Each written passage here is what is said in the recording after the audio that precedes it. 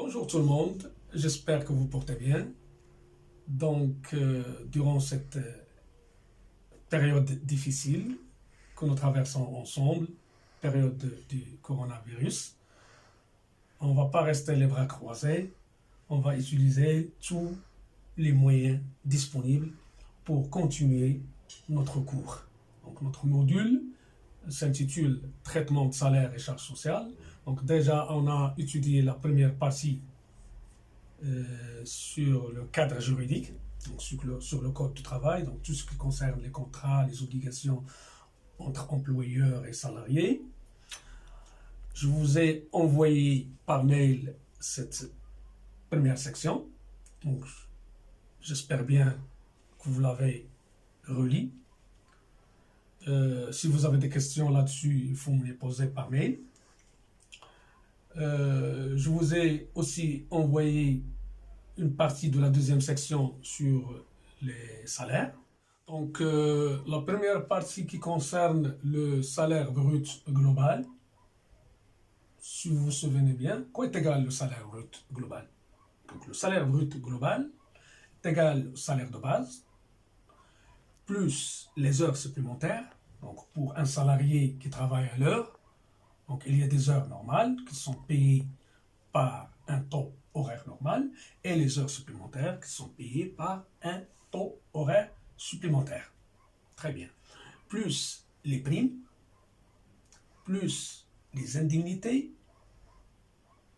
plus les avantages en argent ou en nature. Donc le salaire brut global, c'est l'ensemble de ces éléments. Très bien. Puis, on a essayé de déterminer le salaire brut imposable. Donc, quoi est égal, à votre avis, à quoi est égal le salaire brut imposable? Oui. Donc, le salaire brut imposable est égal au salaire brut global moins les exonérations, c'est-à-dire les éléments exonérés, tels que les indemnités justifiées. Telles que l'indemnité, par exemple, transport, frais de déplacement justifiés. Donc, tout ce qui est justifié et ce qui est exonéré par la loi doit être diminué du salaire brut global pour déterminer le salaire brut imposable. Très bien. Le salaire brut imposable sera la base de calcul des cotisations sociales telles que la CNSS, l'AMO, CIMR et l'assurance groupe. Pour bien sûr déterminer après le salaire net imposable. Donc le salaire net imposable, quoi est égal, c'est le salaire brut imposable moins les déductions. Donc les déductions, ce sont les cotisations salariales à la CNSS, à l'AMO, à la CIMR, à l'assurance maladie groupe, mutuelle, si on a la mutuelle, et bien sûr, sans oublier les frais professionnels qui sont de 20% du salaire brut imposable avec un plafond de 2500 dirhams. Très bien. Donc, nous sommes arrivés à calculer le salaire net imposable.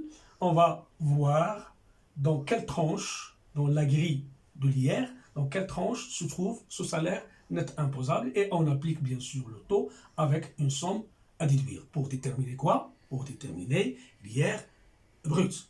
Bien sûr, sur cet IR brut, il faut déduire les charges de famille. Donc les charges de famille qui sont de 30 dirhams par personne à charge, dans la limite de 6 personnes. Donc 6 personnes, c'est-à-dire y compris la femme.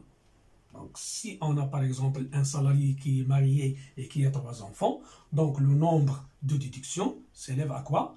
3 plus la femme, ça fait 4. Donc 4 fois 30 dirhams, ça fait 120 dirhams qu'il faut les déduire du salaire, de l'IR brut pour trouver l'IR net. Donc nous sommes arrivés à ce stade-là. J'essaie de vous envoyer la deuxième partie et quelques exercices pour, bien sûr, avancer dans ce qui vient. Je vous remercie et à la prochaine.